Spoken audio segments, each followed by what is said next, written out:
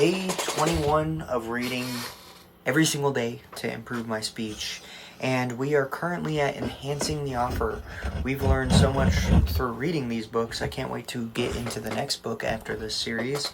On average, we have been going about on average, so we progressed from like roughly 5 pages every single time to I think now we're doing about 10 to 12 pages every single time, and that's in about a 15-minute span period of me reading. And I also throw in some side comments in there too. But I would say overall, we are reading a lot quicker. We are able to pronounce a lot more effectively. And we've learned a lot through this journey. I hope that we can expand this into just a series of reading. Maybe it won't even be called to improve my speech anymore. Maybe it'll be called something different. But let's get into it. Enhancing the offer bonuses. I have to give special thanks to Jason Feldian for my renewed appreciation for bonuses. They are so powerful that they earned an entire chapter in this They earned an entire chapter. In this chapter, I'm going to cover what to offer, how to pick them, and how to value them, how to present them, and how to price them. The main point I want you to take away from this is that a single offer is less valuable than the same offer broken into its component parts and stacked as bonuses. The entirety of our offer we came up with at the end of the last section. This section is about how to present those pieces in what order. For example, I may in fact do lots of things in my service, but until I enumerate them, they are unknown. This is why every infomercial of all time continues on with, but wait, there's more. They would not use these techniques unless they were effective, as every second of airtime costs money and must be justified with return on investment. You'll also notice that if you watch those old infomercials, they would sell one knife for $38.95, then include 37 other knives, sharpeners, pans, and guarantees to beat the prospect into submission. They establish the price, then they expand upon it until you feel it's such a good deal it would be stupid to pass up. The reason this works is we are increasing the prospect's price to value discrepancy by increasing the value delivered instead of cutting the price. We anchor the price. We tell them to the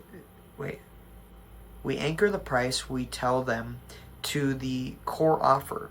Then with each increasingly valuable bonus, that discrepancy grows wider and wider until it's too big to bear, and we snap the rubber band in their mind that is holding their wallet in their pocket. We are now going to present that stack of deliverables that we have assembled earlier in a way that makes sense, in a way that makes them irresistible. Pro tip: added bonuses. Instead of discounting whenever possible on core offers, whenever trying to close a deal, never discount the main offer. It teaches your customers that your prices are negotiable, which is terrible. Adding bonuses to your increased value to close the deal is far superior to cutting prices. If you want, it puts you in a position of strength and goodwill rather than weakness. Presenting bonuses one-on-one versus selling to groups. There are key differences between pitching to a group versus a single person. Group selling is beyond the scope of this book, but I want to at least address when a bonus would be brought up in a one-on-one selling scenario. When selling one-on-one, you ask for the sale first before offering the bonus. If they say yes, then after they have signed up, you'll let them know the additional bonuses they are going to get. This creates a new wow experience and reinforces their decisions to buy. Let me just pause here and tell you guys about a bonus that I recently heard about. I was signing up for some webinar to learn more. Excuse my yawn. It's late. It's getting late. I signed up for a webinar, basically. And this webinar was just to help with content creation. And I like to see these webinars because it analyzes what I can do to improve my products through my business. If you guys don't know the business, visit www.waresmedia.com. And basically, while I was signing up, they threw on all of these bonuses. Pro ticket's $97. You get access to a one-on-one experience with me after the fact. Or there is the offer that is $397, and you get access to the pro ticket, but you also get access to some software, and then you get access to some list, right? And this was a bonus that I recently came across, and I was like, this is tempting, but I'm definitely not going to be spending that amount of money on something that I know that is $20. But it also makes you think about bonuses, because when you go to buy a video game, the deluxe edition, you're like, oh, it's $10 more. I can get, I get a couple of extra stins, $10, that's half my wage, whatever. Half my hourly wage. And that's why bonuses are so effective at just grabbing the money. Presenting bonuses one-on-one versus selling to groups. Did I read this already? Okay, no, I didn't. There are key differences between pitching to a group versus a one-on-one. So we read that, and now we're on here. On the other hand, if the person does not buy after the first ask, you might present a bonus that matches their perceived obstacle. Then ask again. Don't feel weird about asking again. You simply agree with the prospect. Add the bonus and ask if the consolation was fair enough. People have a hard time rejecting reciprocity. So adding a bonus to accommodate then another, and people will feel almost obligated to buy from you. If you recall from our Trim and Stack chapter, each of those deliverables is now being weaponized and presented at the perfect time. We're going to provide all these bonuses to them anyways, but it increases the perception of our offer's value by layering these bonuses one at a time. Bonus bullets. That being said, there are a few key things to remember when offering bonuses. 1. Always offer them. 2. Give them a special name that has a benefit in the title. 3. Tell them A. How it relates to their issue. B. What it is. C. How you discovered it or what you had to do to create it. D. How it will specifically improve their lives or make their experience. I. Faster, easier, or less effort sacrifice. And then 4. Provide some proof. 5. Paint a vivid mental image of what their life will look like, assuming they have already used it and are experiencing the benefits.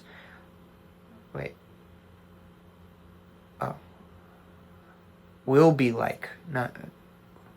Will be like. I was like, what? They don't have it yet. Always ascribe a price tag to them and justify it. 7. Tools and checklists are better than additional trainings. 8. They should They should each address a specific concern, obstacle in the prospect's mind about why they can't or won't be successful. 9. This can also be what they would logically realize they will need next. You want to solve their next problem before they even encounter it. 10. The value of the bonus should eclipse the value of the core offer. Psychologically, as you continue to add offers, it continues to expand the price to value discrepancy. It also subconsciously communicates that the core offer must be valuable because these are the bonuses. The main thing has to be more valuable than the bonuses, right? No. But you can use this psychological bias to make your offer seem wildly compelling. 11. You can further enhance the value of your bonuses by adding scarcity and urgency to the bonuses themselves. Add on to 11. Bonus with scarcity. Version 1. Only people who sign up for XYZ program will have access to the bonus 1, 2, and 3 that are never for sale or available anywhere else other than through this program. Version 2. I have 3 tickets left to my $5,000 virtual event. If you buy this program, you can get one of the last 3 tickets as a bonus. B. Bonus with urgency. Version 1. If you buy today, I will add XYZ bonus that normally costs $1,000 for free. And I'll do that because I want to reward action takers. C. With hope you can see the subtle difference. The first 2 examples aren't constrained by time. They state that if you buy the program, you will get things you normally would not be able to. The bonus with urgency is about them buying today. And if they do not buy today, they lose those bonuses. Minor difference, but worth nothing. 12. You can also make a guarantee itself a bonus. Example, I want to remove any fear you have about making the decision today. So if you decide to move forward today, I'll also give you a 30-day money-back guarantee, which I do not normally offer. Advanced level bonuses. Other people's product and services. You can get other businesses to give you their service and products as a part of your bonus in exchange for exposure for your clients for free. This is free marketing for them and high value products for you at no cost. Businesses will do this because you are going to give their business exposure for free to the highest quality prospects. Your customers, as long as they are not direct competitors, you can get some brownie points, secure some future referral IOUs, and make your offer more valuable at the same time. If you secure enough of these relationships, you can literally justify the entire price in the saving and additional true to price bonuses. For example, I own a pain clinic.